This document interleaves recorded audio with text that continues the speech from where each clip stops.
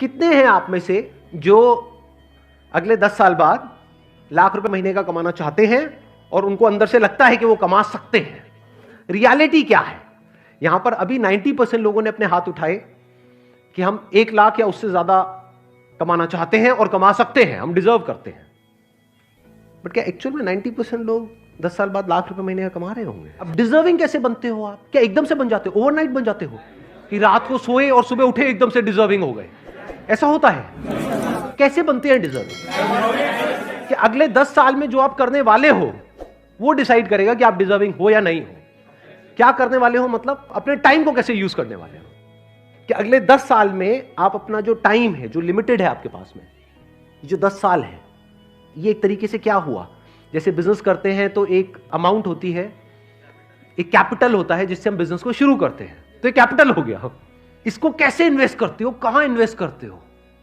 Smartly करते हो, wisely करते हो, या बेवकूफों की तरह करते हो, या इसको वेस्ट करते हो? समझना ध्यान से, ऐसे बिजनेस में नहीं होता कि जो कैपिटल है उसको अगर ढंग से समझदारी से इन्वेस्ट किया जाए, प्रॉपर ब्रेक डाउन करके कि इतना पैसा इसमें लगाना है, इतना प्रोडक्ट में लगाना है, इतना मार्केटिंग में लगाना है, इतना डिस्ट्रीब्यूशन में लगाना है, अगर वो बंदा ढंग से प्लानिंग के साथ प्रॉपरली इन्वेस्ट करे, स्मार्टली इन्वेस्ट करे, तो चांसेस है कि जो उसकी कैपिटल है वो 10 गुना भी हो सकती है, 100 गुना भी हो सकती है, 1000 गुना भी हो सकती है। और अगर वो बेवकूफों की तरह इन्वेस्ट करे या उसको वेस्ट कर दे, पता लगा बिजनेस की कैपिटल उसने अलग करी थी और उससे अपनी अय्याशी कर रहा है, तो क्या होगा? जीरो। ऐसे ही टाइम के साथ में कि जो 10 साल है ये आपकी कैपिटल हो गई एक तरीके से। इसको आप कैसे इन्वेस्ट करने वाले हो, इसको आप कैसे यूज करने वाले हो, ये डिसाइड करेगा कि आप उस 20% में आओगे या नहीं आओगे। जिसने भी लाइफ में कुछ भी ढंग का किया है उसको ये कैलकुलेशन समझ आती है। वो क्या है? उसके लिए टाइम की वैल्यू पैसे की वैल्यू से बहुत ज्यादा है। क्योंकि अगर पैसा चला भी जाता है तो टाइम से आप वापस से पैसे को अर्न कर सकते हो, लेकिन अगर टाइम चला गया तो कितना भी पैसा खर्च कर लो, जो टाइम गया सो गया, वो वापस नहीं आने वाला।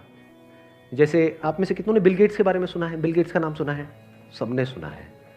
उनके बारे में कहते हैं कि अगर उनका मान लो जेब से $100 का नोट गिर गया ना कहीं पर, $100 जो कितना हुआ, 7,000 रुपए नियर अबाउट, अगर वो गिर गया ना, जितनी देर में वो झुक करके उठाएंगे ना, उससे ज्यादा का उनका नुकसान हो जाएगा, उससे ज्यादा का उनका टाइम खराब हो जाएगा। ये उनकी कैलकुलेशन है, आपके लिए नहीं है। कहीं आपका भी 2000 का पत्ता गिर जाए, मेरा टाइम।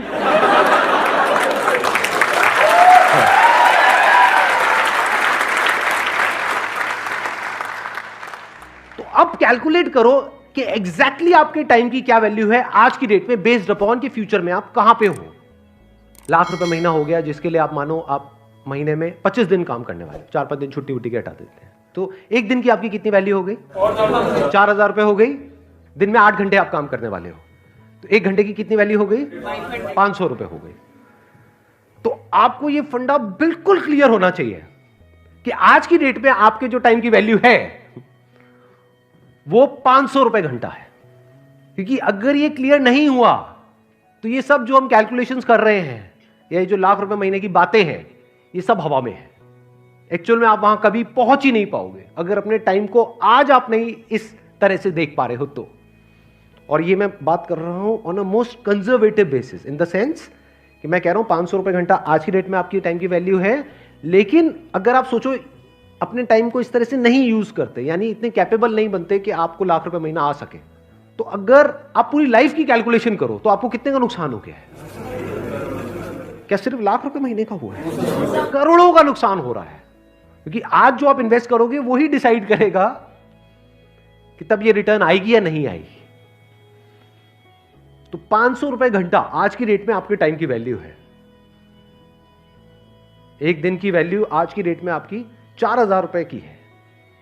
अगर इस तरह से आप सोचने लग जाओ और इसको लिख करके लगा दो अपने घर में कहीं पे अलमीरा के अंदर, यहां वहां, ये वो, कि this is the value of my time, कि अगर मैंने एक पूरा दिन आज वेस्ट किया अपना, तो मेरा कितने का नुकसान हो गया? ₹4,000 का। इस तरह से अगर आप देखने लग जाओ ना, तो अंदर से एक सेंस ऑफ अर्जेंसी आ जाती है लाइफ के अंदर। चीजें प्रोक्रास्टिनेट होनी बंद हो जाती है, कल पे डालना बिल्कुल बंद हो जाएगा। कल पे आप डाल ही नहीं सकते क्योंकि आपको एक्चुअल में समझ आ रहा है मेरे टाइम की क्या वैल्यू है। ये बात समझनी बहुत इंपॉर्टेंट है। 90% से ज्यादा लोग लाइफ में इसलिए नहीं फेल होते हैं कि वो बहुत बड़ा सोचते हैं और उसको अचीव नहीं कर पाते हैं। वो इसलिए फेल होते हैं क्योंकि वो बहुत छोटा सोचते हैं और उसको अचीव कर लेते हैं।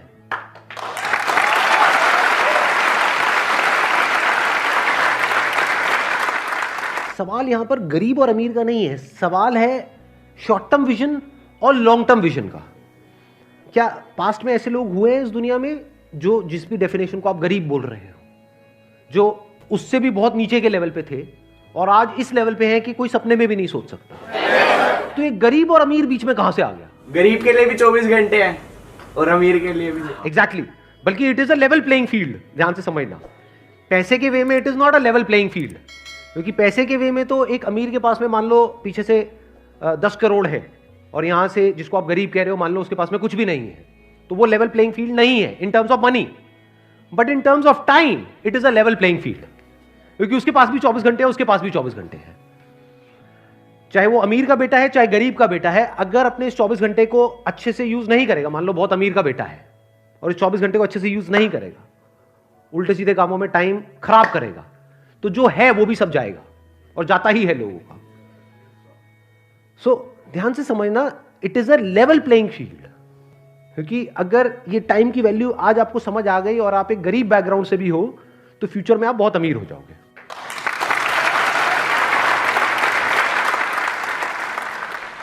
देखो ध्यान से समझो, मैं आपको थोड़ा सा फर्क बताता हूं, शायद आप समझ पाओ मेरी इस बात को। मैं पहले बिजनेस का एग्जांपल दूंगा, फिर टाइम में आपको एक्सप्लेन करूंगा क्या है। अगर कोई लॉन्ग टर्म विजन से बिजनेस कर रहा होगा, वो क्या कहेगा? कहेगा मुझे इसकी परवाह नहीं है कि आज मार्केट में क्या हो रहा है, मुझे अपना एक ब्रांड बनाना है, जो ब्रांड 1 या 2 दिन में नहीं बनता है, जिसको बनने में 5 साल लगेंगे। उसके लिए मैं इतना इन्वेस्ट कर रहा हूं। एक बार मेरा ब्रांड बन गया और उस ब्रांड की रिकॉल वैल्यू है, तो ये जो मार्केट है जो एक्सट्रीमली कॉम्पिटिटिव है, जहां पे सब एक दूसरे से लड़ रहे हैं, मर रहे हैं, कट रहे हैं और जहां पर मार्जिन ऑलमोस्ट जीरो हैं, एक बार मेरा ब्रांड बन गया तो मैं जिस रेट में चाहूंगा उस रेट में बेचूंगा अपने माल को। अब यही जो बात मैंने बिजनेस में बोली, इसको लगाओ टाइम के कॉन्सेप्ट में। एक तरीका क्या है कि जैसे अभी सब अपने टाइम को यूज कर रहे हैं, बल्कि यूज क्या कहूंगा, मिस यूज कर रहे हैं। Majority of people they are not using their time, they are just misusing their time. तो आप भी भेड़ चाल में उसी तरह से अपने टाइम को मिस यूज करो। दूसरा है, आप ब्रांड के बारे में सोचो। वहां पर तो ब्रांड कोई प्रोडक्ट है या कोई सर्विस है, यहां पर ब्रांड क्या है? आप खुद। एग्जैक्टली, किसने बोला ये? Let's give big hand for all these people. अगर अपने टाइम को ढंग से यूज करोगे, अनलाइक अदर पीपल, तो क्या आप आने वाले 10 साल बाद खुद अपने आप में एक ब्रांड नहीं बन जाओगे? यानी मान लो आप कहीं पे जॉब कर रहे हो, तो एक तो ये है कि आप जॉब के लिए धक्के खा रहे हो और जो सारा कंट्रोल है वो एम्प्लॉयर के हाथ में है। एक है आप खुद कुछ इतने एक्स्ट्राऑर्डिनरी बन गए हो कि एम्प्लॉयर्स आपके पीछे भाग रहे हैं। इसी को तो ब्रांड बोलेंगे, कि सब चाहते हैं कि आप उनकी कंपनी में आओ। अब आप चूज करोगे कि आपको कब जाना है, कहां जाना है और कितने टाइम तक काम करना है, किसके साथ रहना है, किसको छोड़ना है, अपनी टर्म्स पे। इसी को तो ब्रांड बोलेंगे। क्या जॉब में ऐसे लोग होते हैं? नहीं होते हैं।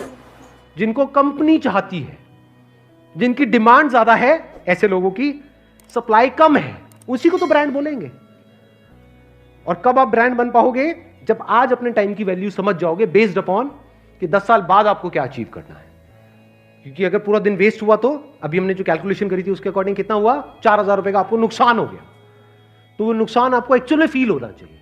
जब एक्चुअल में आपके 4000 का नुकसान होता है, मानो आपके पर्स में 4000 रुपए है और किसी ने पर्स मार लिया, कितने दिन तक याद रहता है? पूरी जिंदगी याद रहता है।